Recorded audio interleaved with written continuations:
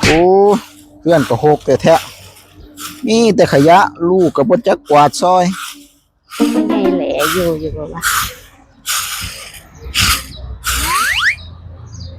โอ้เอาไม่ใหญ่อ้าไปใส่โอ้ยว่าสิไปเฮือนขาวดำไปเฮือนขาวดำไปเฮือนงานบ่แม่ไปเฮือนงานเพิ่นโอ้ได้ยังเต็มตะกร้านะโอ้หันละนี่ละโอ้ใส่เบิ่งแน่ได้ยังล่ะโอ้ยเอาไปเทียมหัวหอมอีหยังนี่มะคุงพริกผักเอาไปหยังล่ะไม่ใหญ่ไปซอยงานเพิ่นบ่ค่อยมีเฮือนเขาเจ้าบ่ค่อยมีกันเลยสิเอาไปซอยเพิ่นโอ้เอาไปซอยงานบ่โอ้เป็นผู้ดีผู้จบผู้งามเนาะเจ้าเนาะดีข่อยก็ว่าข่อยก็ได้ยินข่าวอยู่เขาก็บ่มีคือกันเขาก็มาบอกข่อยตั้งแต่เมื่อวานนี่แหละก็ยังบ่ทันได้ไปอยู่แม่ใหญ่ก็สิไปได้หรือยังนี่เจ้าไปแล้วเจ้าส่งข่าวนี่เด้อบัดหามาน่ะเด้อแวะส่งข่าวข่อยเด้อว่าเป็นจังไดเด้อลีกโอเคไป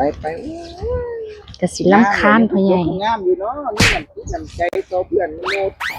ฮ้อนโอ้ดอกคุณก็งามครับพ่อใหญ่เอาแม่ใหญ่มาแล้วบ่วันนี้ได้โอ้อยากไปหาโอ้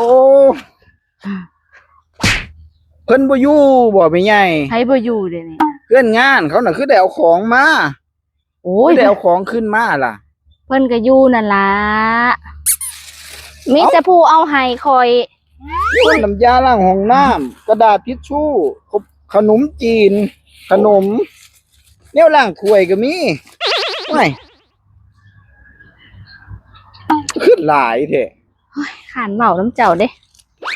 โอ้ยพ่อใหญ่เพิ่นก็อยู่นั่นล่ะก็เว้าไปเรื่องขาวดำใส่สีบ่มีคนอยู่เฮ็ดเวียกแล้วเพิ่นก็แต่งให้เนาะข่อยก็บ่ได้ว่าสิเอาดอกข่อยจับเบิ่งซื่อๆเพิ่นเลยจับใส่ถุงให้ข่อยทำนี่ล่ะพ่อใหญ่นับเว้าเฮิงหลายข่อยปวดแขนไปเลยนี่น่ะกุ้มอยู่เนาะไปรอบนี่เนาะแม่ใหญ่เนาะก็ว่านั่นแหละพ่อใหญ่ทาน100ก็เอาให้มันคุ้มเนาะผู้ใดสิขาดทุนเฮ้ยไม่ใหญ่อันนี้เนาะ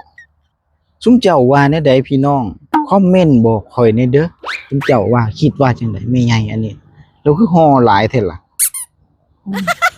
ตามนั้นแม่นี่เฒ่าแล้วอยากให้อีหลานี่เอาผัวเอาซะอีหลาแม่นี่เฒ่าแก่แล้วเนื้อเหี่ยวย่านหลังย่างหนังย่านหูตาเสือกับบ่คือตาสร้างแม่นอยู่มันคนละตัวโอ้ยโกนปานสางน้มกันหูกะโกนปานสางน้มกันย่านลูกจ้องหัวกะย้องอีกซ้ำแนวเฒ่าแก่สาราเฒ่าอยากให้อีหลานี่เอาผัวแม่หนูบ่ทันอยากได้ตัวแม่เอาซะแม่นี่เปรียบเสมือนกับว่าไม่ไก่ฟังนางไก่หวยแม่เป็นนั่งยังอยู่ใกล้หวยแท้แม่ไอ้ปอบมึงกูไปซีดเบส